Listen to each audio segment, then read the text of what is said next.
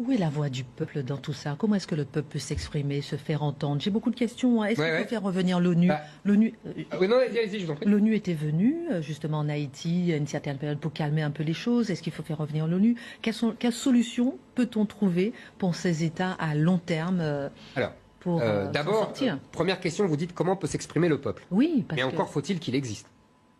C'est-à-dire? C'est-à-dire que je ne vous parle pas des classes populaires quand je dis le peuple. Le peuple, vous savez, c'est un mot à double sens. Le peuple, c'est d'abord les classes populaires, c'est-à-dire les gens modestes, les gens qui ne sont pas riches, les gens qui ne sont pas puissants. Ça, on appelle ça le peuple.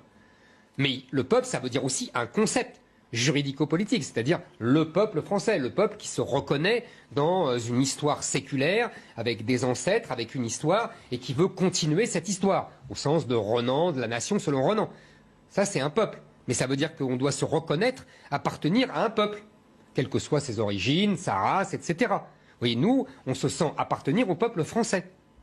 Et ça veut dire qu'on se sent solidaire du reste du peuple français quand il se passe quelque chose.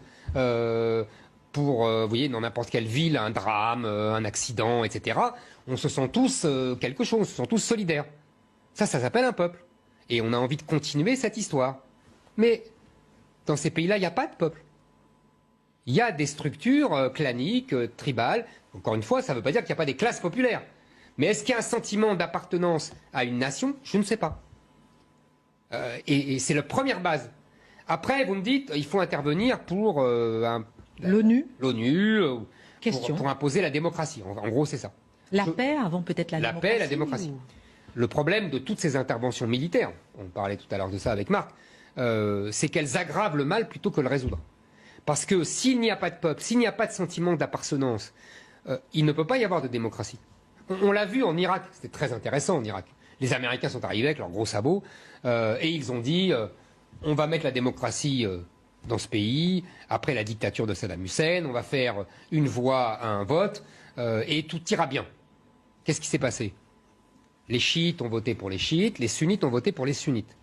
Comme les chiites étaient majoritaires démographiquement, mais que les sunnites les gouvernaient depuis des décennies, les chiites ont pris le pouvoir et ont pris leur revanche sur les sunnites. Où est la démocratie là-dedans? Il y a simplement la puissance démographique, vous voyez, d'une classe religieuse, des chiites qui ont pris leur revanche sur les sunnites, qui étaient minoritaires mais qui gouvernaient. C'est ça le premier problème de la démocratie. Donc en fait, la solution apportée souvent par les pays occidentaux, par l'ONU, etc., est une très mauvaise solution. Il faut d'abord constituer un État. Je me répète. Et donc, que cet État ait une légitimité. Et pour qu'il ait cette légitimité, il faut qu'il rende des services. Il faut qu'il rende des services minimums, de la paix, de la sécurité, de ne pas être trop corrompu. Je vous interromps, mais pour construire l'État, il faut passer peut-être par un vote. Il faut passer par quoi? Il faut passer par quoi pour avoir ce sentiment d'appartenance? Et ça, c'est une vision moderne et occidentale. Alors par quoi il faut passer pour... Vous savez, pendant des siècles, on a eu des régimes, nous en France, qui n'étaient pas démocratiques et qui ont construit un État. Nos rois n'étaient pas démocratiques, mais ils ont construit un État. Parce que là, par exemple, il y a des élections en septembre. Et ça ne sera pas la solution. Non, c'est ce que je vous dis. Ça ne sera pas la solution parce qu'on met la charrue avant les bœufs. On met la démocratie avant la constitution d'un peuple et la constitution d'un peuple avant l'État. En France, on a bien vu ça. On a eu l'État qui a constitué une nation et après, on a eu de la démocratie. Ça ne se passe pas partout pareil.